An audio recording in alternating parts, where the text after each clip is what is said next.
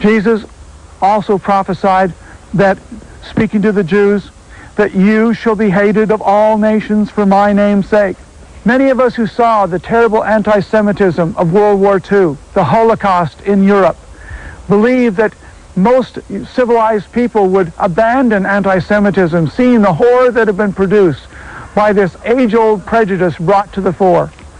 However, today, the world is rampant with anti-Semitism in the middle of the Middle East, in the Arab world, throughout the Islamic world.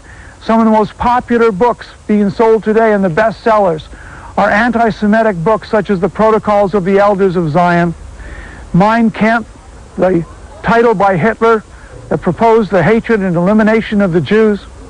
Tragically, throughout much of the world, including Russia, anti-Semitic cartoons are rife within newspapers even sponsored by governments. This hatred of the Jews is the mark of civilization unredeemed. And it is something that if we ourselves bear any part of, we need to repent of it because it is a sin. God has chosen Israel as his chosen people. They were the repository of the revelation of not only the Torah and the Old Testament, but it was primarily Jews who were given the revelation of the New Testament, whose doctrines we follow as Christians around the world today. The Lord said that because iniquity shall abound, the love of many will wax cold. Many things are happening in our world that is hard to even comprehend. Euthanasia taking place both in Europe and many other countries, where people who have not even asked to be mercy killed are done so by their relatives or their doctors without any request whatsoever, even people who are simply depressed and not suffering from terminal diseases. We're seeing abortion used for birth control. We're seeing abortion used just for selection of the sex of your child by eliminating a girl, as is taking place in India and China and North and South Korea, so that they could have a boy child. Things that were inconceivable in past years are taking place around the world. Surely it is that because sin abounds, the love of many is waxing cold. The Bible also told us, both in Daniel chapter 7 and the words of the prophet, that there would arise in the last day a one-world government. In the book of Revelation chapter 13, John the prophet talked about the whole world would worship the beast that had the wound by the sword and yet lived. The whole world would have that worship of the beast. This clearly tells us that for the first time in history, world government is one of the things that will characterize the last days. The United Nations started out representing the sovereign nations, hoping to produce harmony and peace.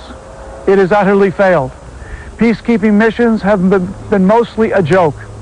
But today the United Nations ambitiously is setting out to destroy the sovereignty of nations around the world, including the United States and Europe. They want to replace sovereign nation states with international bodies and ultimately a world body in which nation states will have little and no control, that it will be bureaucrats of the United Nations which will set the rules, which is increasingly taking place. The fact of the matter is, we are living in the time of the fulfillment of prophecy. The prophet John in Revelation 13, verse 16 to 18, told us that in the last days, a world dictator would arise who would rule the whole planet. He would be a Messiah figure. Initially, he would look like a hero, but he would not be.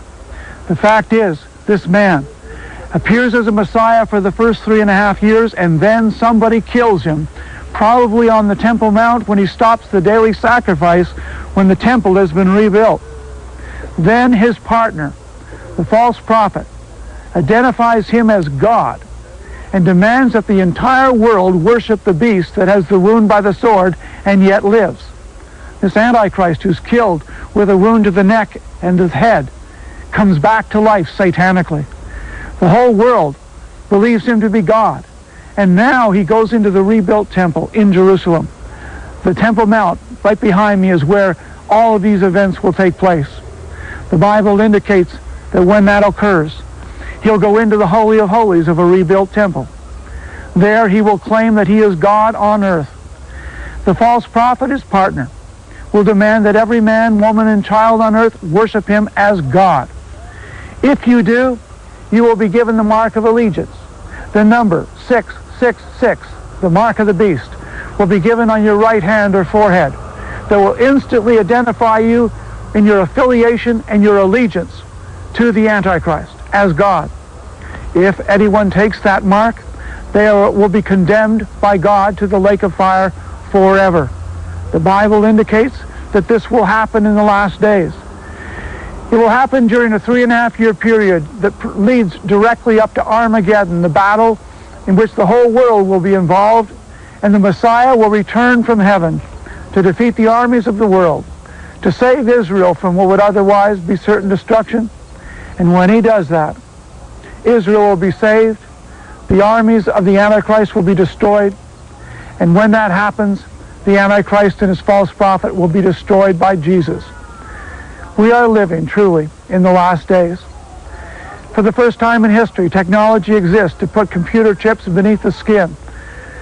These computer chips are now, according to U.S. law, by January 1, 2008, every animal in the United States, cattle, horses, dogs and cats, even parrots, will be required by law to have a computer chip identifying them, supposedly for medical reasons.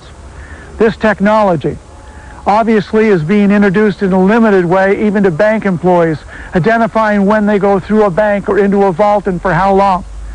Eventually, I believe it will become so ubiquitous, so universal, that it will be very difficult for people to refuse it, even though it won't be the law.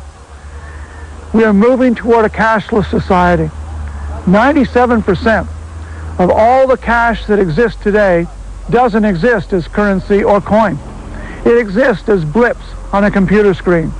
It exists electronically only. It would not take much, once this system exists worldwide, for then the Antichrist to then say, you have only a month or so to bear allegiance to me publicly, wherever you are, to receive a 3-digit number, 666, added to the number you already have, proving that you worship me. If you have that number, you'll be able to continue to buy and sell, as Revelation 13 says.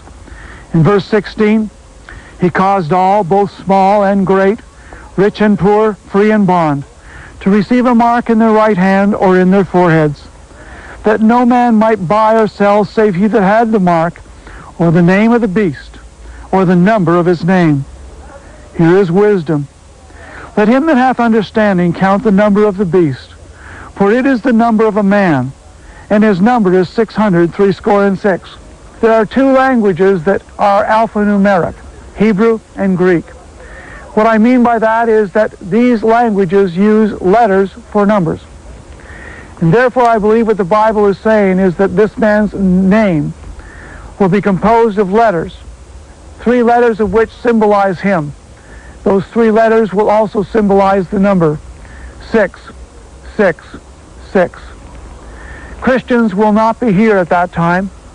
The evidence of prophecy is very clear that the church will be taken to heaven, will be resurrected, but God will leave a witness upon the earth. All the Bibles, all the witnessing we have done, God will raise up 144,000 Jews who will witness to the truth that the Messiah is truly coming.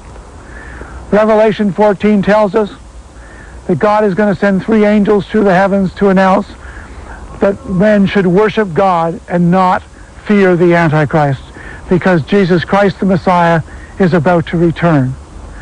We are living in fascinating days. Surely we can hear the footsteps of Messiah in the fulfillment of these prophecies.